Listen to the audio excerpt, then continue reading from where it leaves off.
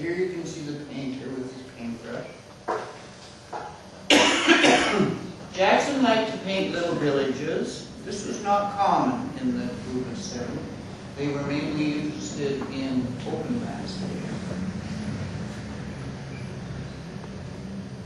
Notice here that we have a lot of very thick brush strokes. I don't know if you can see it from where you're sitting, but we can see the influence of some of the European painters here.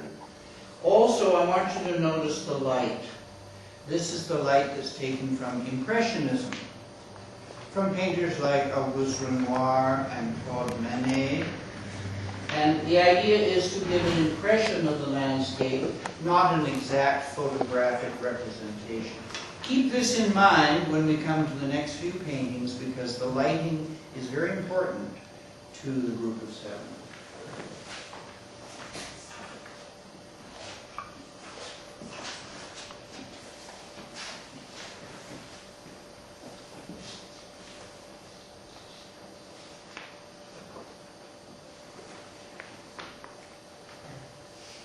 As you can see from this picture, the landscape is interpreted in quite a different way. It's quite geometric. It uses pyramid forms. You'll notice the lighting here is quite flat. It seems to come from one side only, as if there's a spotlight. There's a certain distant artificiality to this picture, and this is very peculiar and very particular to Lauren Harris's style. You can see already in the 3 painters that we have shown you that each man had a very particular way of looking at landscape. As Piero said, what we can see in these pictures taught me a lot as we were going through this, that in each one of these you can actually see the soul of the painter. It's very important the painter shows himself as well as what he's looking at.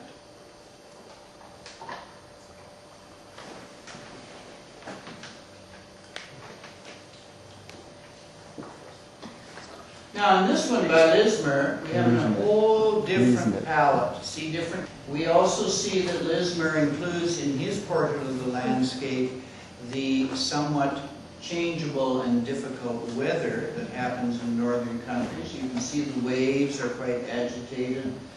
The clouds are always blowing the trees from left to right. This is a very dramatic capturing of the mood of the landscape. The last picture you saw, the mood was quite different. Now together we wanted to show you the same painting, but we put it beside Tom Thomson. He was the first painter. This is perhaps the most famous of the group of 7. This is the one that you see most frequently. But you can see that the 2 artists have taken essentially the same subject. A lake, a tree in the foreground, and a background. But this one is very different. You'll notice here that there is a silhouette, so there's a much darker way of looking at the world.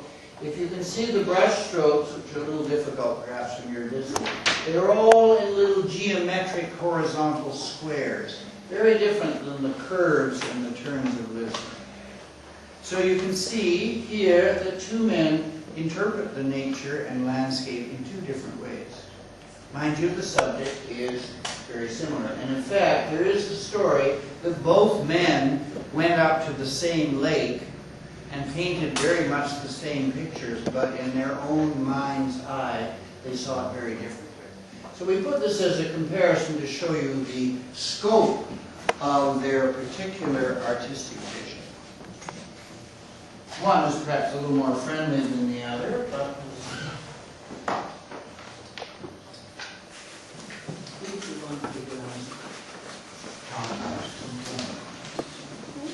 now Mr. MacDonald looks very happy, as you can see, but I think you'll notice from the picture that's coming next that MacDonald decided that one of the things he wanted to look at in the Canadian landscape was the new country building itself. And this is a vision of its industry.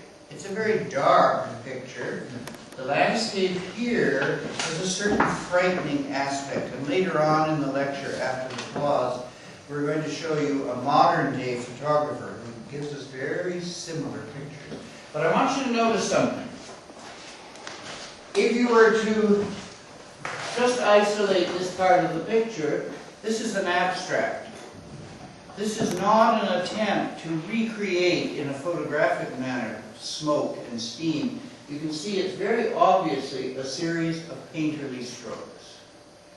This is one of the things we're going to be talking about in the final summation of the lectures today, is how these men view themselves as artists, and how landscape is interpreted by the artists, and how their reactions to the landscape form their particular art.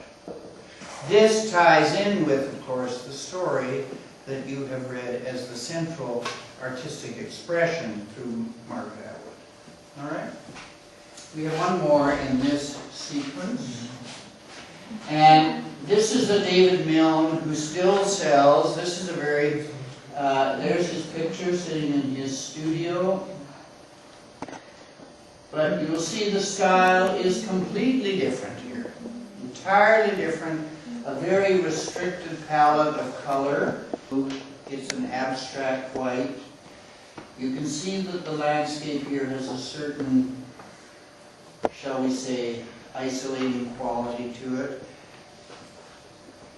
The character Lois has quite a collection from Tom Thomson to David Milne, and you can see throughout the scope of this part of the presentation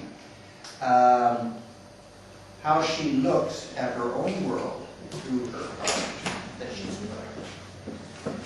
Now, one of the things that Piero and I decided to do as well is that we wanted to show you some of the artistic influences. Here's a Canadian on the left, Arthur Lismer, and on the right we have a Viennese painter, Gustav Klimt, painted in 1902. There's a certain similarity in some in the use of strokes of the painting.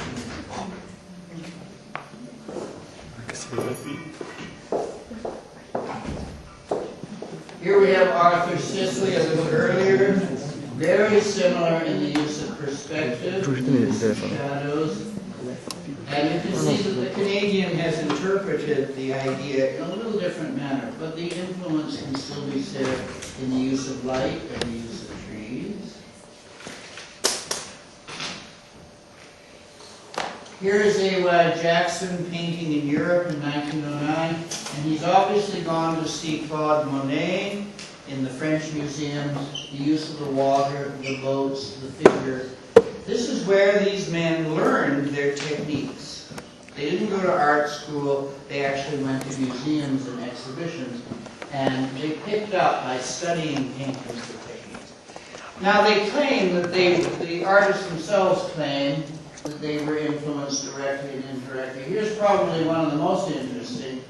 This is Georges Braque, who, along with Picasso, developed the Cubist style. And here's A.J. Casson, disappearing over here, who has a very similar use of the geometric forms. You want to do that? Yes, let's look at Braque one more time. Is it possible just to isolate Braque? Okay. Is Milne. And now it starts again. Yeah, you can look at this one. And then we'll move on to that.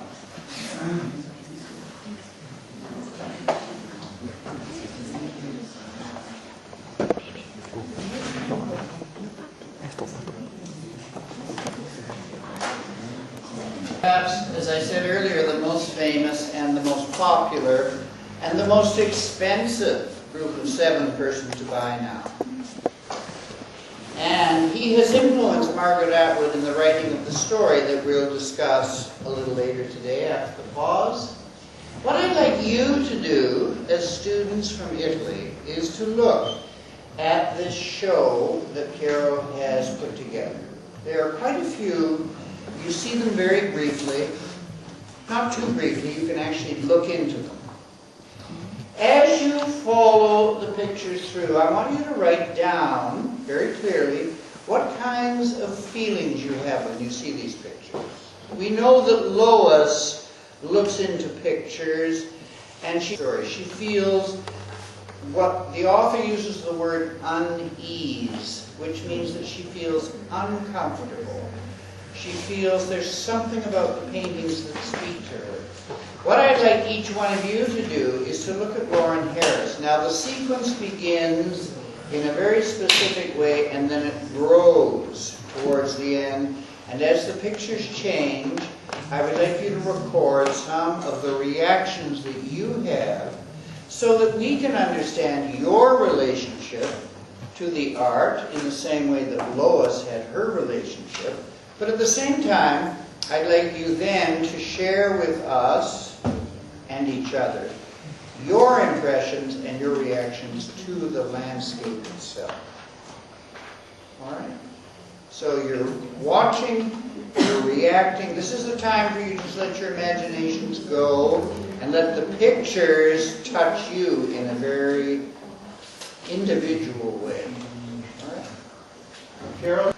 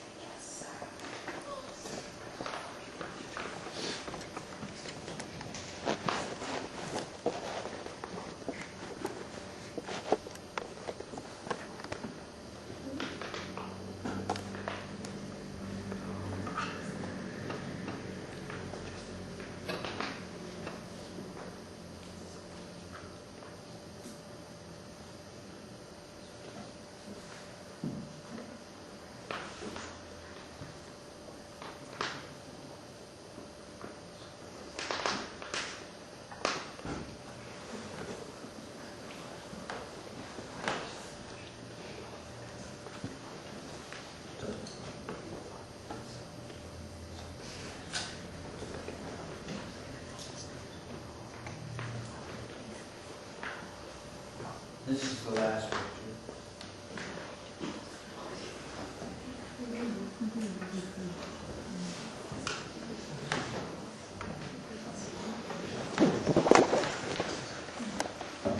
It's too simple. There's nothing. You see, there's not a particular effort. Anybody could do that. Yes. Anybody could do that. It's very easy.